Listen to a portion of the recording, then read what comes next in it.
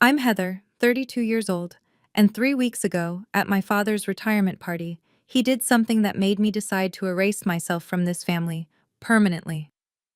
Picture this: a glittering country club ballroom, 200 guests in designer suits and cocktail dresses, champagne flowing like water. My father stood on stage, microphone in hand, introducing his family one by one. When he got to me, he smiled that smile I'd seen 1,000 times, the one that looked warm to everyone else but cut like glass. "And this is my daughter Heather," he said. "No degree, no future, just freeloads off the family." 200 people laughed. I didn't flinch. I didn't cry. I just smiled, raised my champagne glass and said, "Cheers. This is the last time any of you will see me." Then I walked out. The room went completely silent. What happened next? That's what I'm here to tell you. Before I continue, please take a moment to like and subscribe, but only if you genuinely want to know how this story ends. And let me know in the comments where you're watching from and what time it is there. Now let me take you back 12 years, to the day I was forced to leave college. The Evans family of Fairfield, Connecticut. That's how we were known. Upper middle class, respectable. My father, Richard Ivans, was CEO of a mid-sized logistics company. We had a 6-bedroom colonial on 2 acres, a Mercedes S-Class in the driveway, and a membership at the most exclusive country club in the county. From the outside, we looked perfect. My mother died when I was 8. Cancer, quick and brutal. I barely remember her face without looking at photographs, but I remember her hands, soft, always reaching for mine. 2 years later, my father remarried. Linda. She came with a son from her previous marriage, Marcus, 3 years older than me. Within months, they weren't just part of our family. They were the family. I became furniture, not in any dramatic way, you understand. No Cinderella-style abuse, just invisibility. Marcus got the praise for his grades. Mine were ignored. Marcus got the new car at 16. I got his hand-me-down. Marcus was the future of the company. I was also here. My father never hit me, never screamed at me. He just looked through me, like I was a window he was trying to see past. But there was one person who saw me. My grandmother, Margaret Ivans. My father's mother. She'd call me every Sunday, ask about my classes, my friends, my dreams. She'd say things like, "You remind me of myself at your age, Heather. Underestimated. But I see you." She left me something when she died, something no one in the family knew about. But I'm getting ahead of myself. In this family, I learned to become invisible. What I didn't know then was that invisibility would become my greatest weapon. The day my future was decided for me, I was 20 years old. Sophomore year at UConn, business major, 3.8 GPA. I had plans, dreams. A scholarship application sitting on my desk for a summer program in London. My father called me home on a Wednesday. "Family meeting," he said. Those 2 words had never meant anything good. I found him in his study. Mahogany desk, leather chair, walls lined with awards and certificates. Linda stood beside him, her hand on his shoulder, supportive, united. "Heather," my father began, not looking up from his papers, "we need to make some sacrifices as a family. Marcus has been accepted into the Wharton MBA program. It's an incredible opportunity." My heart rate didn't change. I already knew where this was going. "We can't afford both your tuition and his program," he continued. "So we've decided you'll take a break from school, just for now. Marcus's career will benefit the whole family." Linda nodded, her voice honey-sweet. "A girl doesn't need an MBA to have a good life, Heather. You'll find a nice husband someday. That's what really matters." I sat there, frozen. Not because I was surprised. I'd spent 12 years learning not to be surprised, but because some small, stupid part of me had still hoped. "You said you'd support my education," I heard myself say. "You promised Mom before she died." My father's jaw tightened. "Circumstances change. When the company stabilizes, I'll make it up to you." He never did. What I found out later, through a cousin's slip of the tongue, was that there was plenty of money. They just chose not to spend it on me. I didn't argue that day. I just nodded. But inside, I made a promise to myself. This was the last time I'd let anyone else decide my worth. I moved to Boston with $2,000 in savings and a suitcase of clothes that didn't fit the life I was leaving behind. My first apartment was a 400 square foot studio above a laundromat in Allston. The radiator clanked all night. The walls were thin enough to hear my neighbor's TV. I ate ramen for dinner and day-old bagels from the cafe where I worked mornings. But here's the thing about rock bottom: you can't fall any further. I got a job as an administrative assistant at a small logistics company. Entry level, minimum wage plus benefits. The owner, a gruff man named Walter Barnes, saw something in me that my family never had. "You've got a brain, Heather," he told me one day. "Use it." So I did. I stayed late. I learned every system, every process. I took free online courses at night: supply chain management, operations, business fundamentals. MIT Open Course. Where became my college. I didn't call home, didn't ask for a single dollar. When my father's secretary sent me a birthday card with a $50 check from the family, I tore it up and threw it away. 4 years after I left Connecticut, I had saved enough to start my own consulting firm. Meridian Consulting LLC. Just me, a laptop, and a rented desk in a co-working space. I kept my name off everything public. No LinkedIn profile, no press releases. All business went through the company name and my lawyer. Why the secrecy? Because I knew my family. If they found out I was succeeding, they'd find a way to take credit or tear it down. Some people build empires to prove their worth. I built mine in silence because silence was the only language my family had ever taught me. Grandmother Margaret died 2 years ago, when I was 30.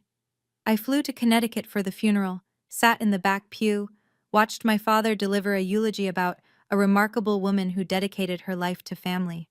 The irony was so thick I could taste it. At the reception, I kept to myself. No one seemed to notice I was there, which was exactly how I wanted it. But 3 days later, I got a call from a lawyer I'd never heard of. Eleanor Smith, from a Boston firm specializing in estate planning. "Ms. Ivins, I represent your grandmother's separate estate.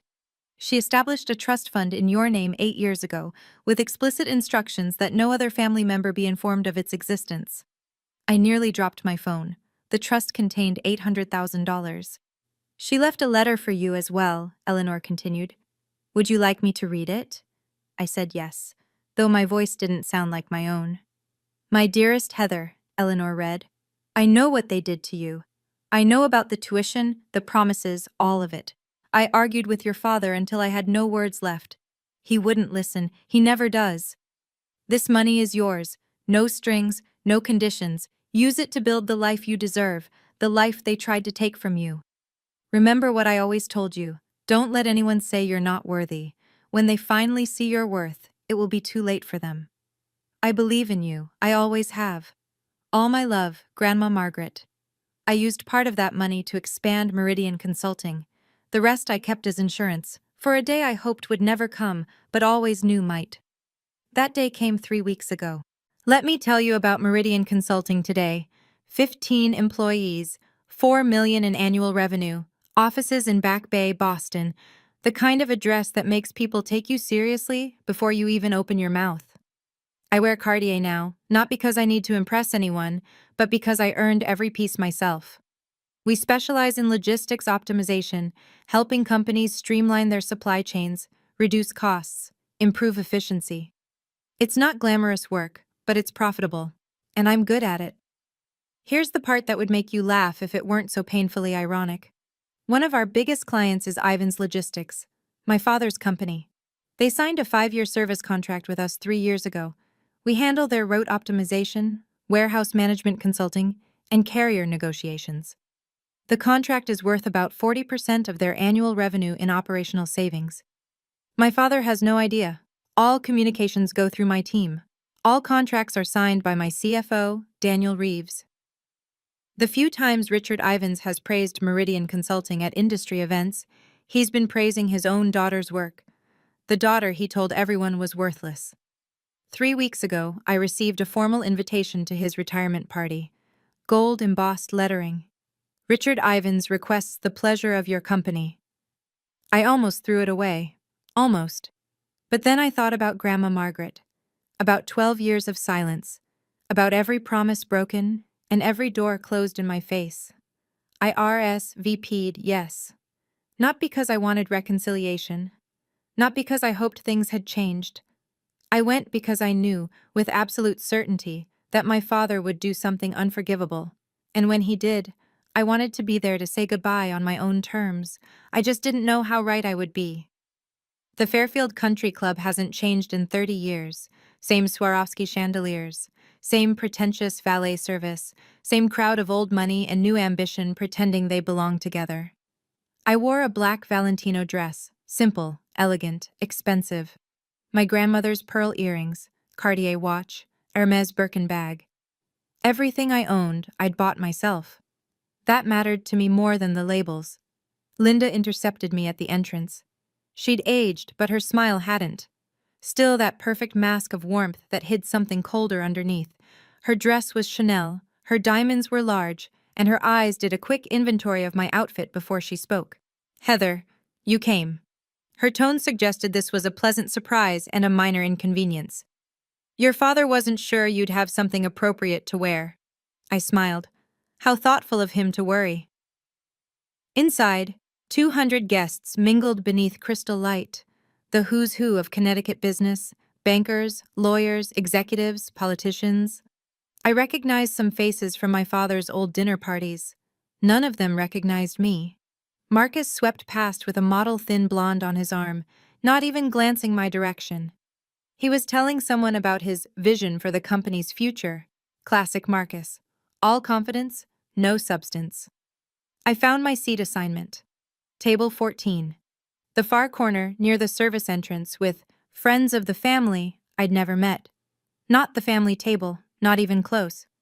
I wasn't surprised, but I noted it. A waiter offered champagne, Dom Perignon, nothing but the best for Richard Ivans's big night. I took a glass. Across the room, I caught my father's eye. He nodded once, a dismissal disguised as acknowledgement, then turned back to his real guests. The evening was just beginning, and I had a front row seat to my own family's contempt. I've learned, over the years, that the best information comes from staying quiet and keeping your ears open. From my corner table, I watched and listened. The acoustics in that ballroom carried conversations better than people realized. My father was holding court near the bar, surrounded by business associates. I heard him mention operational restructuring and strategic partnerships, standard executive speak. But then, "Meridian Consulting has been transformative for us," he was saying to a silver-haired man I recognized as a major shipping executive. "They're the backbone of our operations now. Whoever runs that company is a genius." The other man nodded. "I've been trying to get a meeting with them for months. Very private operation. Do you know who's behind it?" My father shrugged. "Never met them personally. Everything goes through their legal team and account managers. But honestly, I don't care who they are as long as they keep delivering results." I took a sip of champagne to hide my smile. My phone buzzed. A text from Daniel, my CFO. "Contract renewal docs from Ivan's Logistics arrived today. They want another 5 years. Waiting on your decision." I typed back, "I'll have an answer by end of week." What my father didn't know, what nobody in that room knew, was that Meridian's contract with Ivan's Logistics was coming up for renewal. If we walked away, they'd lose 40% of their operational efficiency overnight. In logistics, that's not just an inconvenience, that's a death sentence. I hadn't decided what to do yet. Part of me wanted to keep the professional relationship separate from the personal toxicity, but as I watched my father bask in praise for his company's success built partly on my work, I felt something shift. Tonight would determine everything. I needed a refill on my champagne. Or maybe I just needed to move, to shake off the strange energy building in my chest. At the bar, I ran into the extended family firing squad. Aunt Susan, Linda's younger sister, spotted me first. Her face did that thing where surprise becomes pity, becomes condescension in about half a second. "Heather, oh my goodness, I almost didn't recognize you." She looked me up and down. "You look, well, still up in Boston, doing whatever it is you do?" "Consulting," I said. "Supply chain management." "Oh, how nice." The way she said it made it sound like I'd told her I collected bottle caps. Are you seeing anyone? Your father mentioned you're still single. 32, right? Time flies. Before I could respond, Uncle David joined in. Richard was just telling me you're still figuring things out. Nothing wrong with being a late bloomer, I suppose. Not everyone is meant for traditional success. I realized, with cold clarity, what had happened. My father had briefed them, given them talking points about the family disappointment, set the narrative before I even arrived. Richard said you had some emotional difficulties after leaving school, Aunt Susan continued, lowering her voice conspiratorially. Mental health issues. So brave of you to come tonight despite everything. I felt my grip tighten on my champagne glass. Not from hurt. I was long past that. From the sheer audacity. I appreciate the concern, I said, keeping my voice steady. But I'm doing very well, actually. Better than I've ever been. They exchanged glances. The kind that says, poor thing doesn't even know how far she's fallen. I excused myself before I said something I'd regret, but a plan was forming in my mind. Cold, clear, inevitable. Marcus found me on the terrace looking out at the golf course. The September air was cool, and the stars were just starting to appear. Well, well, his voice came from behind me, heavy with contempt. The prodigal daughter. I didn't turn around. Marcus? He stepped beside me, close enough that I could smell his cologne. Tom Ford, probably a gift from our father. Dad's about to give his speech. Wanted to make sure you weren't planning any dramatic scenes. Why would I do that? Because you've always been jealous. He said it like it was established fact. The way you stormed off after the tuition decision. The way you disappeared to Boston like some wounded animal. You've never gotten over it. Now I turned. Looked at my stepbrother in his $5,000 suit, his Rolex, his perfectly styled hair. Is that what you tell yourself? His eyes hardened. I heard you started some kind of company up there, playing businesswoman. He laughed, short and cruel. How long until it fails? 6 months? A year? Then you'll come crawling back, begging Dad for help. I won't. You will. You always do. You're weak, Heather. You always have been. I could have told him then.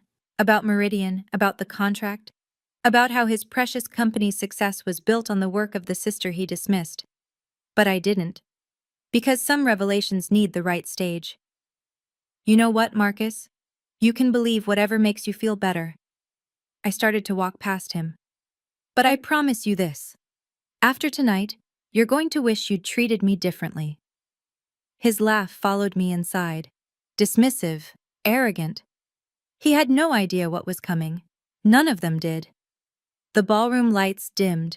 A spotlight hit the stage. My father climbed the steps to thunderous applause, the conquering hero of Connecticut logistics, taking his final bow. Thank you, he said, his voice carrying that practiced warmth he'd perfected over decades. 40 years in this business. It's been one hell of a ride. Laughter. More applause. He began his speech, thanking partners, employees, mentors, thanking God, thanking luck, taking credit for everything. Then came the family segment. I couldn't have done any of this without my incredible wife, Linda. He gestured to her table. 30 years of putting up with my late nights and business trips. You're a saint. More applause. Linda dabbed at her eyes, perfectly on cue. And my son Marcus, who will be taking over as CEO come January. Richard beamed with pride. The future of Ivan's logistics. I couldn't be prouder. Standing ovation. Marcus rose, waved, the picture of corporate royalty. Then my father's eyes found me, and something shifted in his expression. Something mean. And of course, my daughter, Heather. The spotlight swung to my table. I felt 200 pairs of eyes turned toward me. No degree, no real career, just freeloads off the family. He paused for comedic effect. But hey, at least she showed up tonight. Maybe someday she'll find a rich husband to take care of her. The room erupted in laughter, real laughter, the kind that comes from people who think they're in on a joke, not realizing they're watching cruelty dressed up as comedy. I sat perfectly still, didn't flinch, didn't cry, didn't look away. I just waited for the laughter to fade, and then I stood up. The room went quiet as I rose. I could feel every eye on me. Some curious, some pitying, some already preparing to witness a breakdown, the unstable daughter finally cracking under her father's harmless joke. I picked up my champagne glass. Slowly, deliberately. My father's smile faltered, just slightly. He hadn't expected me to react. I never did. I was supposed to sit there and take it, like I always had. I raised the glass toward him. "Congratulations on your retirement, Dad." My voice was clear, steady, loud enough for every microphone in the room to pick up. 40 years in business, quite an achievement. I paused. "You taught me a lot. About hard work, about sacrifice, about exactly what kind of loyalty family can expect from you." The silence was absolute now. I could hear someone's ice clinking in their glass 3 tables away. "So here's to you."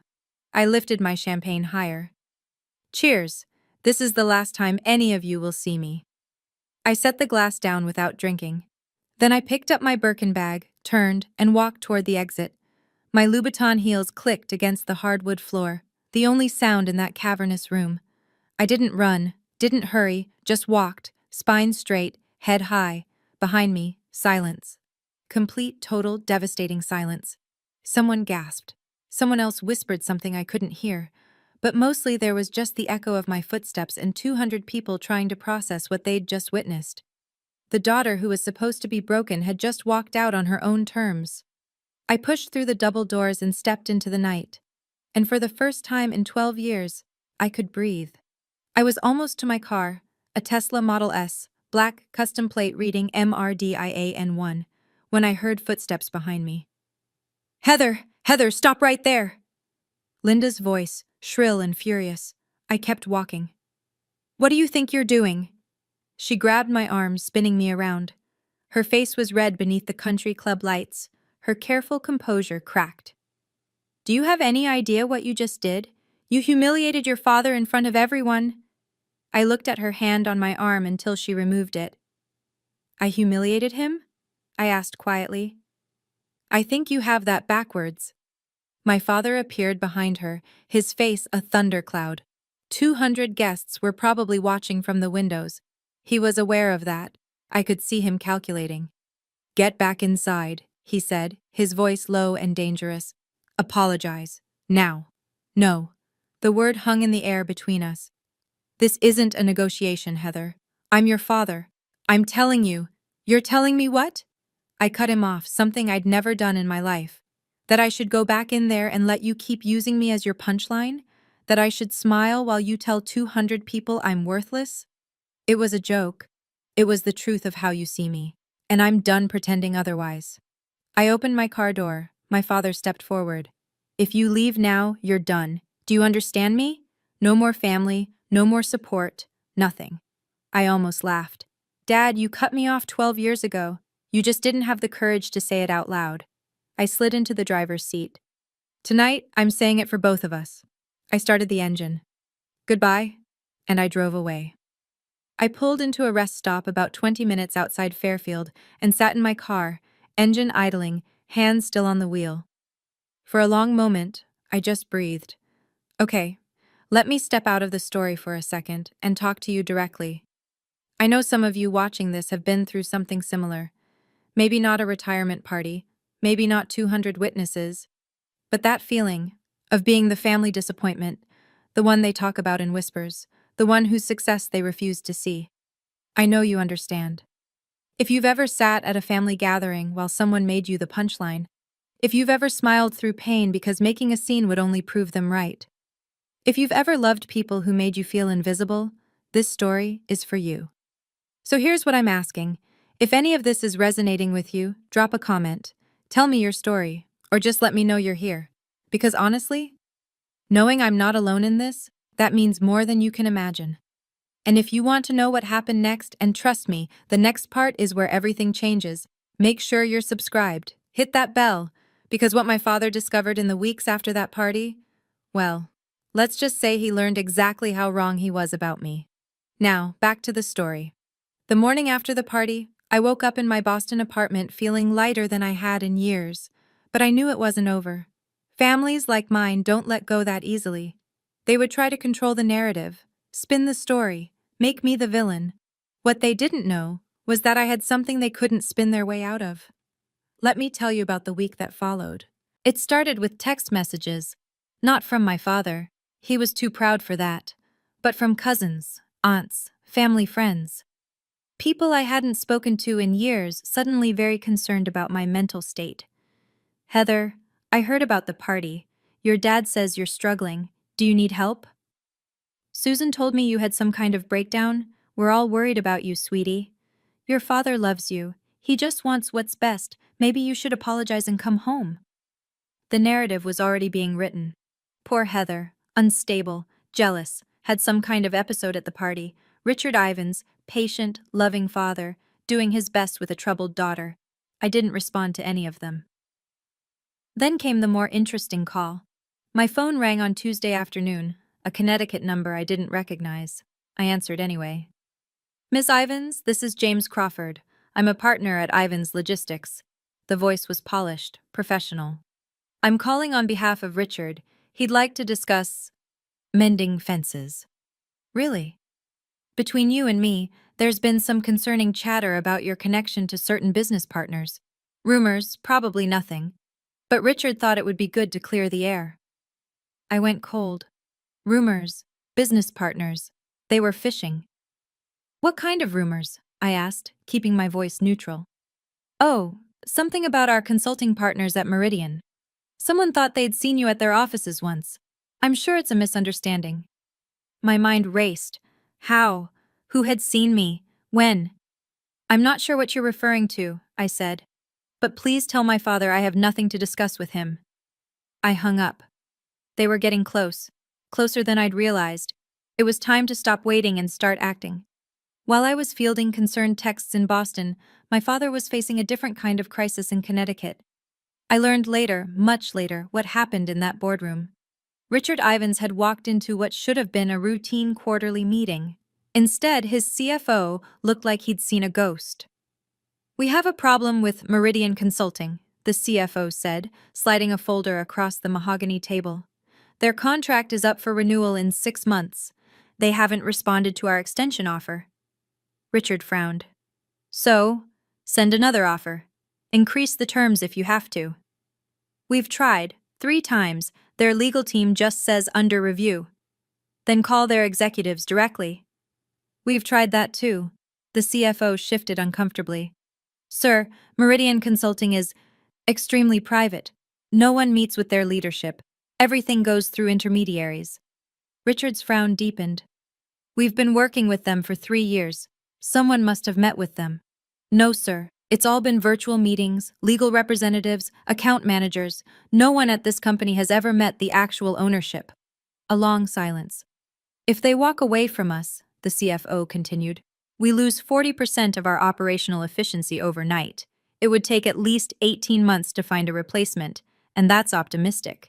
In this market, I know what it means, Richard snapped. He stared at the folder. Something was nagging at him. The timing, the silence, the fact that this was happening right after. Find out who owns that company, he said. I don't care what it takes. I want a name by end of week. What Richard didn't know, what he was about to discover, was that the name he was looking for was already on his family tree. Thursday evening, my phone rang. Linda. I almost didn't answer, but curiosity got the better of me. Heather, sweetheart. Her voice was honey and sugar, the performance of a lifetime. I've been so worried about you. Have you? Of course. Your family. That's what family does. She laughed softly, as if we were sharing a private joke. Listen, about the party, your father feels terrible. He didn't mean what he said. You know how he is, he was nervous trying to be funny. He said I had no future and no worth, in front of 200 people. He exaggerates when he's anxious, you know that. Linda paused, recalibrating. Why don't you come home this weekend? We could have dinner, just the 4 of us. Clear the air, start fresh. I could picture her sitting in that pristine living room, rehearsing this call, planning exactly which buttons to push. The concerned mother, the peacemaker, the bridge between troubled daughter and wounded father. Does Dad want to apologize? I asked. A slight hesitation. He wants to move forward, That's what matters, isn't it? So no apology. Heather, don't be difficult. We're trying to help you. Help me? Now I laughed. Linda, you've spent 22 years making sure I knew I wasn't really part of this family. Now you're calling to help me? Why? Another pause. Longer this time. I think we both know there's more going on here than just family drama, she said, her voice dropping its warmth. Whatever you're planning, and I know you're planning something, it would be better for everyone if you just came home and talked this through. No. I hung up before she could respond. They knew something. They just didn't know how much to be afraid of yet. The next morning, I drove to Eleanor Smith's office in downtown Boston. Eleanor had been my grandmother's lawyer and, since the trust fund, had become mine.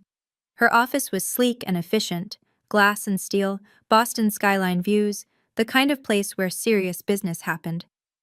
I've been expecting you, she said when I walked in. I assume this is about Ivan's logistics. They're investigating Meridian, trying to find out who owns it. Eleanor nodded, unsurprised. Your anonymity was always going to be temporary. The question is, how do you want this to unfold? She spread documents across her desk. The Meridian contract with Ivan's Logistics, every clause, every renewal term, every exit provision, the trust fund documents, the company and corporation papers. Your contract includes a standard 30-day termination notice, Eleanor said, pointing to the relevant section. You can end the agreement for any reason. No penalties, no legal exposure. And my grandmother's trust? Completely separate from the Ivans family estate, legally unimpeachable. Richard has no claim to any of it, even if he tried to contest. She looked at me over her glasses. Margaret made sure of that.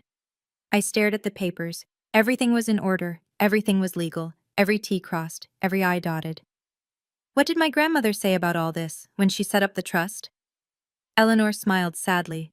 She said, "One day, Heather is going to need leverage, and when that day comes, I want her to have it." I felt tears prick at my eyes. Grandmother Margaret, protecting me even from the grave. She also said something else, Eleanor added. Tell her not to be cruel about it. Just be honest. Sometimes the truth is punishment enough. I nodded. The truth it was then. That afternoon, I sat down with Daniel Reeves, my CFO, in Meridian's conference room. Daniel had been with me since year 2. He knew everything about my family, about Ivan's logistics, about why I'd kept my name off the paperwork. He was loyal, competent, and the closest thing I had to a true ally. They want to renew the contract, he said, scrolling through his tablet. 5 more years. Actually increase the terms by 12%. They're nervous. They should be. I pulled up the financial projections on the conference room screen. Numbers don't lie, and these numbers told a devastating story. If we walk away, Ivan's Logistics loses 40% of their operational efficiency within 60 days. In logistics, that's not a dip. That's a free fall. Their clients will start looking elsewhere. Their margins will collapse. Daniel nodded. Marcus just took over as CEO. If this hits on his watch, his reputation is finished before he starts. We sat with that for a moment. It felt surreal, holding so much power over people who had spent decades making me feel powerless. What do you want to do? Daniel asked. I'd been thinking about this for days, about Grandma Margaret's words, about revenge versus truth, about what kind of person I wanted to be. Draft the termination letter, I said finally. 30-day notice per the contract terms. No malice, no accusations, just business. And the reason? Strategic repositioning. That's all they need to know officially. I paused. But I'm also going to write a personal letter to my father. Separate envelope.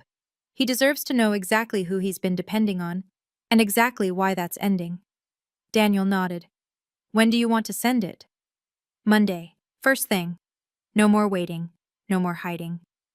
I spent all of Sunday writing that letter. Not the official termination notice. Daniel handled that.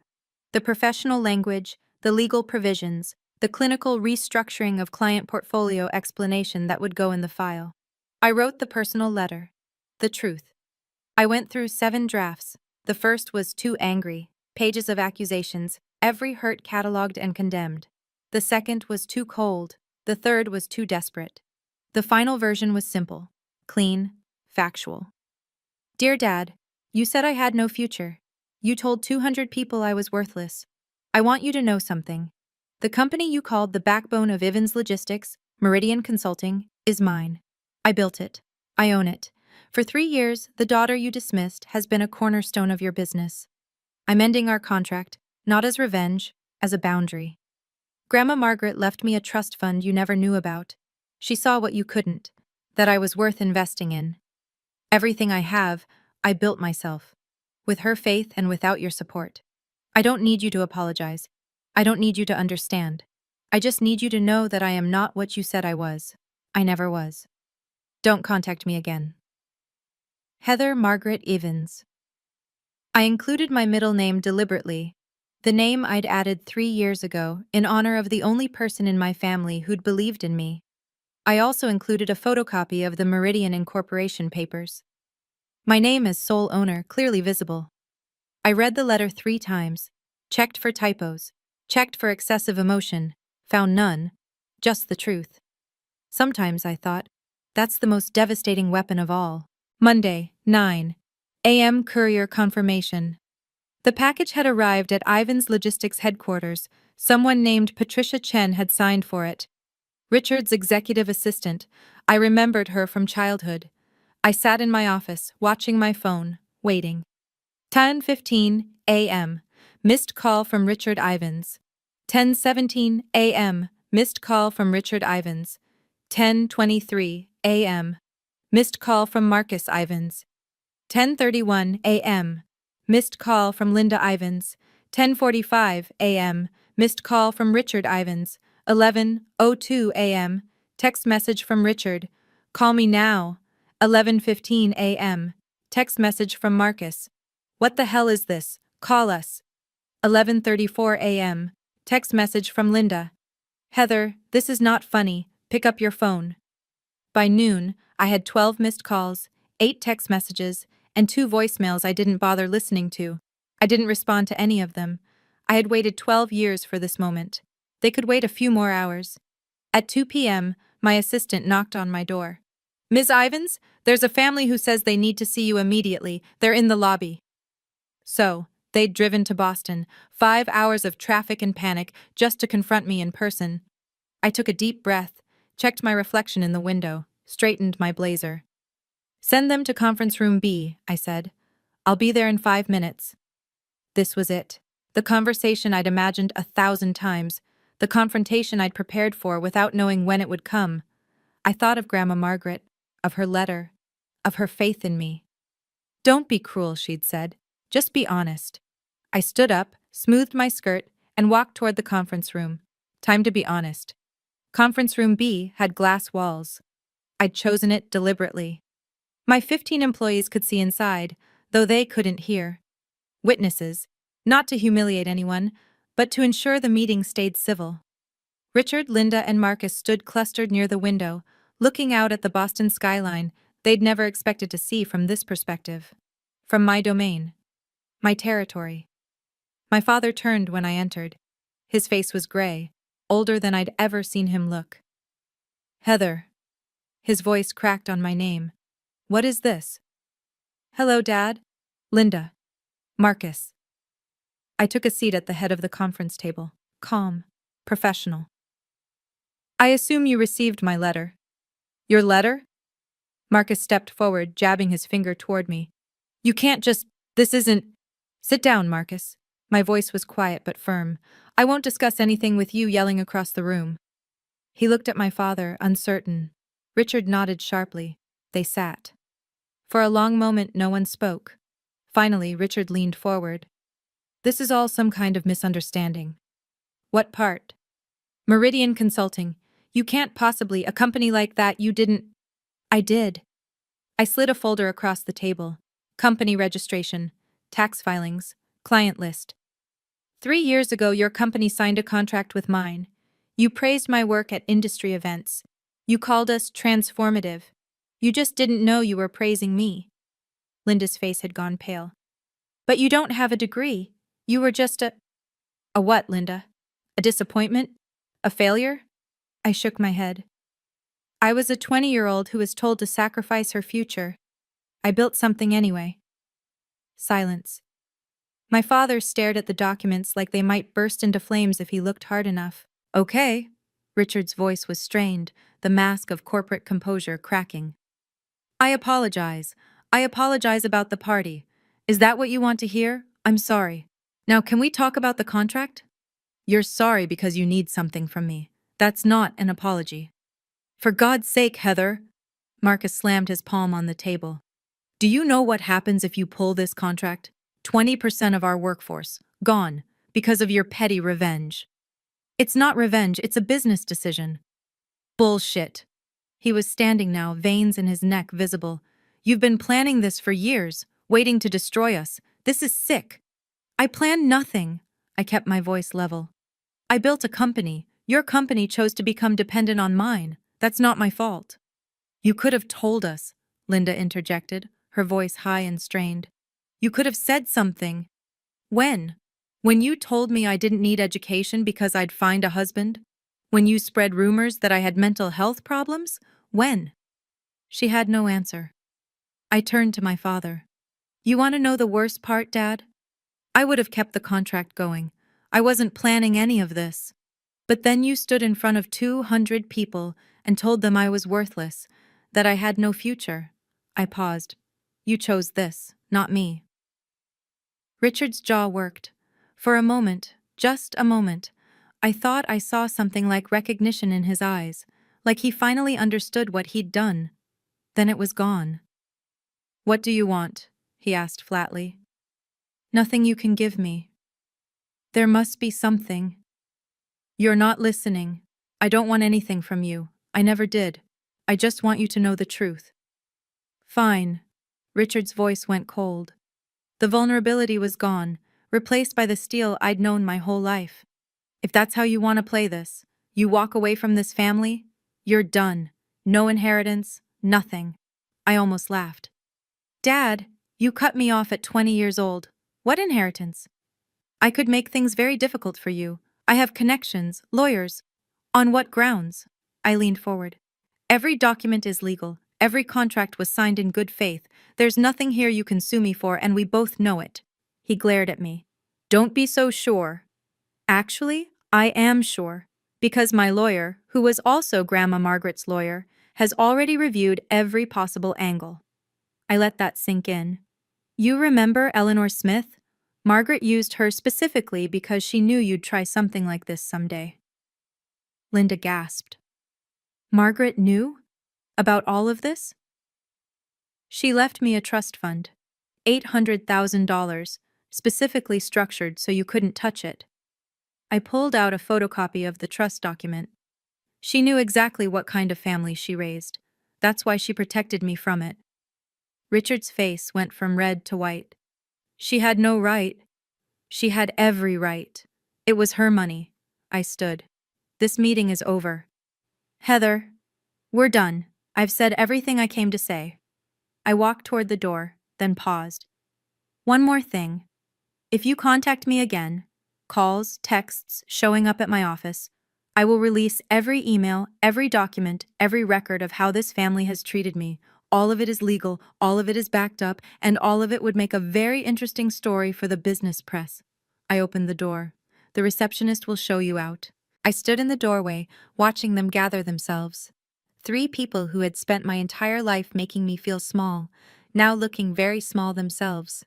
My father rose slowly, like an old man suddenly aware of his age. Linda clutched her handbag like a shield. Marcus stared at me with something new in his eyes. Not contempt anymore, but fear. This isn't over, Marcus said. Yes, it is. I meant it. Every word. I spent 12 years building a life you tried to convince me I couldn't have. I did it without your help, without your approval, without your permission, and I'll continue to do it without any of you in my life. Linda's lower lip trembled, the performance of motherly concern. Heather, please. We're family. We share blood, Linda. That's all we share. I held the door open wider. I'm not asking for an apology. I'm not asking for reconciliation. I'm setting a boundary. Don't contact me again. Don't mention me to your friends, your colleagues, anyone. Just let me go. Richard stopped in front of me. For a moment, we just looked at each other. Father and daughter, strangers who happened to share a last name. "You really hate us that much?" he asked, his voice barely above a whisper. "No, Dad, I don't hate you. That's what you don't understand." I met his eyes steadily. "I just don't need you anymore. And that's something you'll have to learn to live with." He had no response to that. They walked out through the lobby, past my employees who carefully pretended not to watch. The glass doors closed behind them. I went back to my desk, opened my laptop, and got back to work. Okay, let me pause here again. If you're still watching, first of all, thank you. This isn't easy to tell, and knowing you're listening means more than you know. If you think this is where the story ends, it's not. The fallout from that meeting rippled out further than I expected. When I sent that termination letter, I thought I was just setting a boundary, protecting my peace, walking away from people who had hurt me. I didn't anticipate what would happen to Ivan's logistics, or to my father's reputation, or to the family secrets that would come spilling out once people started talking. Here's my ask. If this story has moved you, if it's made you think about your own family, your own boundaries, your own worth, hit that like button. It helps more than you know, and subscribe if you haven't already. Turn on notifications, because the ending of this story, it's complicated, it's messy, and it taught me something about revenge that I didn't expect. Also, I'd love to hear from you. Drop a comment telling me, have you ever had to walk away from family? Did it feel like freedom, or like grief? Or maybe both? I've read every comment on my previous stories, and they've helped me feel less alone in this. So please, share your thoughts. Now, back to the story. 1 week after that confrontation in my office, I received a phone call from someone I hadn't spoken to in years, someone who had information that changed everything I thought I knew about my family, and about why they really treated me the way they did. Let me tell you about that call. The caller was my Uncle Robert, my father's younger brother. Robert had always been the black sheep of the Ivans family, an artist, a dreamer, the one who didn't go into business. I hadn't seen him since my mother's funeral, hadn't spoken to him in over a decade. "Heather." His voice was older, rougher. "I heard what happened, at the party, at Richard's office. Word travels fast. Small community." He paused. "Listen, there's something you should know. Something I should have told you years ago, but I was too much of a coward." I sat down slowly. "I'm listening." "When your father said the family couldn't afford both your tuition and Marcus's, that was a lie." "I know, I figured that out." "No, you don't understand. It wasn't just that there was money available. There was a specific fund. Your mother set it up before she died, for your education. Enough to cover a full 4 years at any school in the country." My heart stopped. "Richard drained it, used it for Marcus's MBA, then told you there was no money." Robert's voice cracked. "Your mother wanted you to have choices, Heather. Richard stole them." The room tilted. I gripped the edge of my desk. "Why didn't you tell me?" "Because I was afraid of Richard. We all were." Robert exhaled. "Margaret, your grandmother, she found out. That's why she set up the trust for you. She couldn't get your mother's money back, but she could make sure Richard didn't take anything else." I thought about Grandma Margaret's letter. "I know what they did to you." She knew, all along. "Why are you telling me now?" I asked. "Because it's time the truth came out. All of it." He wasn't done. 2 months after I terminated the Meridian contract, the consequences became public. I wasn't trying to monitor what happened to Ivan's logistics. Honestly, I was trying to move on. But in the Connecticut business community, news travels fast, especially bad news. The company announced a 20% workforce reduction.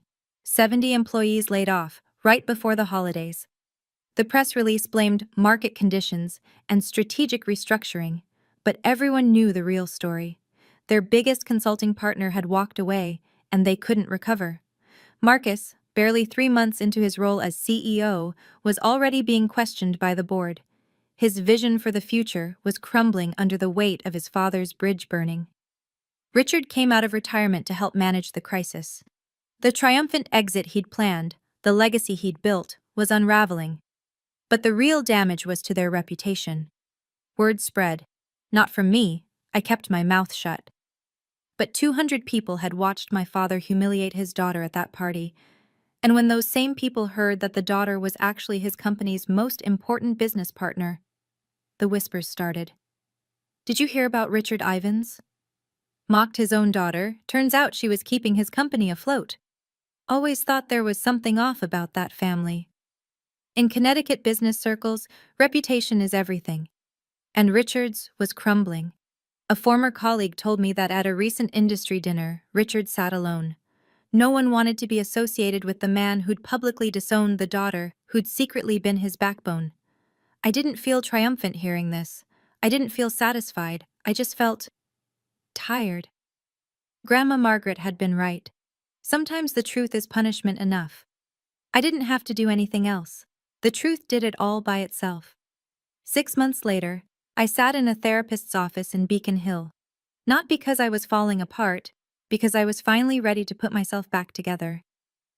You don't seem like someone who needs therapy, Dr. Patel said during our first session. Everyone needs therapy, I replied. I'm just finally letting myself admit it. We talked about my family, about the years of invisibility, about the burden of building success in silence, about the strange grief of cutting ties with people who were supposed to love me. Do you regret what you did? She asked. No, and I meant it. I regret that it had to happen, but I don't regret protecting myself. Outside of therapy, my life was good. Better than good. Meridian was thriving. We'd replaced the Ivans contract with 3 smaller clients, more diversified, more stable. Daniel got a promotion. I hired 4 new employees. We moved to a bigger office with views of the harbor. I reconnected with Uncle Robert. We had dinner once a month. He told me stories about my mother, the real ones, not the sanitized versions my father had fed me. She'd been fierce, apparently, stubborn, a fighter. You're just like her, Robert said. She'd be so proud of you. I still kept the photo of Grandma Margaret on my desk. I visited her grave every month, left flowers, told her about my life. It felt strange talking to a headstone, but also healing. I did it, Grandma, I told her one spring morning. I didn't let them define me. The wind rustled through the cemetery trees. If I listened closely, I could almost hear her voice. I knew you would, sweetheart. I always knew. So here's what I learned. If you want the moral of this story, your worth is not determined by a degree. It's not determined by your family's opinion. It's not determined by who believes in you or who tries to tear you down. Your worth is determined by what you build when no one is watching, by who you become when everyone counts you out, by the life you create with your own 2 hands. My father thought he was teaching me a lesson at that retirement party. He thought he was putting me in my place. What he actually did was set me free. I don't hate my family. That's the part people struggle to understand. Hate takes energy. Hate is a chain.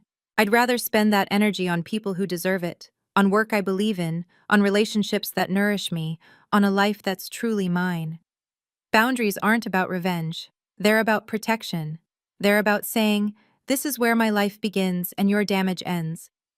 If you're in a family that makes you feel small, if you have people in your life who see your potential as a threat instead of a gift, if you've ever been the family disappointment, the scapegoat, the invisible one, I see you. I've been you. And I promise you, there is life on the other side of walking away. Thank you for listening to my story. Thank you for being here. If this resonated with you, please subscribe. Hit the notification bell. Check the description for more stories like this one. And remember, you are not what they said you were. You never were. You are so much more. Until next time, this is Heather, and I'm finally free.